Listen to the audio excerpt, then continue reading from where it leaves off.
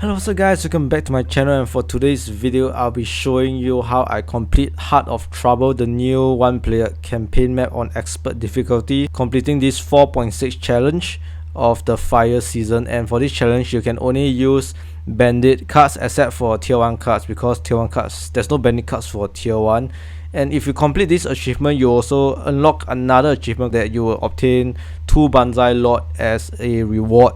Yeah, so this is my deck, and I will show you how I complete this on expert difficulty. My play will also not be a speed run, and I'll be showing you some recommended tactics to play and what you should aim to focus on destroying for the north or the south camp. So for this new campaign map, you have to destroy 2 of the war bands or the gangs, the north and the south one, before the boss will finally appear at the northeast camp over here. And yeah, before the boss will spawn around this area and you patrol between these 2 camps, the Boggart, that is the boss for this map. And only when you kill Boggart and you will win this campaign map. So in the beginning, what I will play are nomads. You could also play strikers, they also do well, but the problem with this is that there are some like flying units, and I have nomad to just have sky scare as an ability to kill flying units. So that is why I choose nomad. But strikers work very well because there are a lot of small units. So with their healing, bloodthirst, and S counter, strikers work very well too. Yeah, so I will just destroy this first camp and destroy the bandit tent. So for this first area is very simple. The good thing about this map is that you have some friendly units to help you destroy some of the enemy units or just help push. Similar to, I think, like DotA, where you just get some of these like neutral minions attacking along the way. So that is what I would describe this map. Very similar to DotA gameplay, but slightly more difficult because honestly the minions are not very useful later on in the game. At least for Dota, is kind of like much more evenly balanced between the attacking forces. Yeah, so what I will aim is of course the bandit sniper first, because it just one hits my nomad and I just want my nomad to survive. Yeah, so that is these annoying birds and mine. So if you play strikers, honestly it will be a lot easier because strikers do a lot of damage for small units and they gain a lot of health through their bloodthirst ability. So honestly, overall with their gang up unity, strikers will perform better, provided that the air units will be killed by your friendly forces. For this game, you have to destroy crystals to unlock the monument. So this is the red crystal, which will unlock the second monument, and we have either the dark crystal or the yellow crystal, which will unlock either the third or fourth monument depending on when you destroy a crystal. Alright, so once the crystal is destroyed, or you can always send your friendly forces here to gain access to this fortress, you are able to then gain control of your bandit units and start building up walls to defend against enemy forces. So let me just give you a breakdown on what you would be doing, the pros and cons for each north and south camp, and buildings that you should be building to defend your base. So for bandit, I don't really think that we got a lot of very good towers except for artillery, but artillery only attacks ground units. But the good thing about this is that all these are bandit units, so there's not a lot of bandit flying units which could be very strong except for the wasteland dragon. And for the top, the northwest and the northeast area, I'll be building the rioters retreat. So this serves as 2 functions for the green affinity. First is to heal my bandit steel guards, and second is to of course attack enemy units. I also have my bandit sorcerers to give additional range for my rioters retreat, because for the northeast area there are crossbowmen which could be far for my rioters retreat to attack. So the bandit sorcerers will give my towers additional range. For the south, I will have blaster cannon because only air units will attack the south wall. So blaster cannon, 3 to 4 of those would be ideal. And I have my wind hunters to attack the north bandit camp. And the reason why I would choose the north camp for my deck is because for bandit cards in general, we don't really have very good anti-air, and the south camp there's really a lot of air units around, wind hunters, the sky drakes. And for the north one, there's not a lot of anti-air, mostly it's the crossbowmen, the steel guards. And the Nox Trooper, so there's not really a lot of anti-air for the north side. So with Wind Hunters it is an advantage, but do not attack the north camp with ground units because of the Bandit artillery, which can be really strong. But for the south, you just have to have very strong ground units which attacks both land and air units, and you can clear this base very quickly, a lot more easier than the north base. Yeah, but just because we are using Bandit units, we have to, or rather it's easier for us to attack the north base for me, because we have very good flying units, which is the Wind Hunter, and they don't really have a lot of strong air defense except for, yes, this Nox Trooper or the Bandit Sniper. And once the spawning camp is destroyed, just retreat. The main focus is to just destroy the spawning camps, the Bandit tent. And yes, this is basically the attack that will be at the south camp. Is always flying units. The longer you stay into the game, the stronger the units would spawn, so you will have to build more blaster cannons at the bottom and more riders retreat or stronger towers eventually. So let me just fast forward my game and I'll show you how I use the Wind Hunters and some like ground units to help lure some units to attack. Because we have our friendly forces, it will be also good to sort of like lure Bandit units to attack the friendly forces that we have. Unfortunately, this luring kind of failed because they are lured to the north camp, so that is unfortunate. But if you do it correctly, this entire camp can be lured and your Wind Hunters will be all safe. So just build a lot of Wind Hunters and just take down all of these towers and have your ground unit get the power wells. So after you get the power wells here, the next objective is to take down the crystal. Crystal is the most important, followed by the Bandit tent. And I think about 6 to 7 Wind Hunters would be good enough to take down the crystal. But if you want to take down the Bandit tent, make sure to have about 8 Wind Hunters, 7 to 8 Wind Hunters. Focus attack on the crystal and followed by that the tent, and your Wind Hunters will be able to destroy both the Bandit tent and the crystals. But unfortunately, I did not have enough Wind Hunters, so I have to get ground presence and cast Eruption to take down the spawning camps. Yeah, and when you take down the crystals, you are able to unlock tier 3, which is over here, and which means you have better units to take down the bottom area.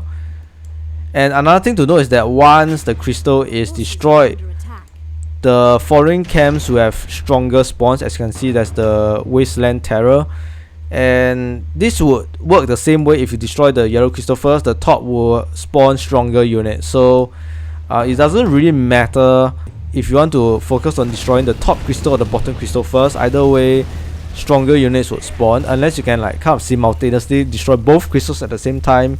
Then you would have an easier time for both crystals.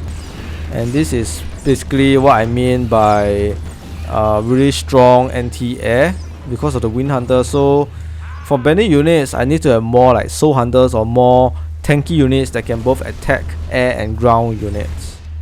The annoying thing about Bandit decks is that you don't really have any healing spells. The only healing you get is from lifesteal from the Bandit units themselves.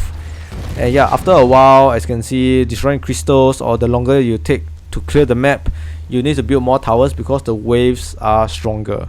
I clear off the top boss first. So it's essentially the same thing. Once the boss is destroyed or killed, the bottom boss here would be scaled and buffed to be very strong, because you have obviously stronger units if you kill the first boss. So this is kind of like making sure that the game continuously and progressively gets tougher the more power and the more ops that you have. And don't worry about killing this leader of the Black Fang. It is very easy to kill him because what I do is like Corsair and have some assistance, and the boss will basically be focused on these little small units, and your Corsair will be untouched. After killing the boss, make sure to just take down all of the spawning camps, because this will prevent any more units from spawning. And once all spawning camps are destroyed, you can just take up all the power wells around the area that is at the north. Our next focus is the south, and you can also change your Bandit signal device to move to whichever area you want it to attack. So yeah, let's us go to the south, and for the south I will have at least 2 Soul Hunters and a couple of Corsairs to make sure that we are much more tankier, and also attack the base with your friendly units because they can really help tank some damage and also deal more damage to the enemy units. And once you got your power here, next step, 3 Corsair and 2 Soul Hunters, focus on your fire to your yellow crystal, unlock tier 4 and also take down the spawning camp. So you don't have to worry about your power here getting attacked. But of course the unit has been spawned, so I have to find a way to kill off the spawned units too. And yeah, 4th monument, start building up some artillery because the enemy forces can be really strong. And end game wise, what you want to do is to use the enemy screaming stone or the challenger's horn, similar to encounters with Twilight, where you attract all of the enemy units down to your base. Just build a lot of defenses at your base to kill off all of the enemy units so that you can win the game. So once you got tier 4, very easy to destroy this boss. My main attacking force will be the Wasteland Terror. Build 4 of these and you'll be very safe of destroying all of the enemy units, at least 4, and some ground unit if you want. Yep, Bloodhorn, very good. And as you can see, I use live weaving because for this deck, anything that is tier 1, you're able to use it. So make full use of the advantage, and live weaving is a very strong card to reduce damage from your unit. So that is one of the shadow cards that I'll be using. And once you got a lot of these Wasteland Terrors, make sure to just go around and destroy the spawning bases. This is the first thing you must do. After all the spawning bases are destroyed, you can ignore the rest of the camp. What you also can do is to free up some artillery so that it becomes yours.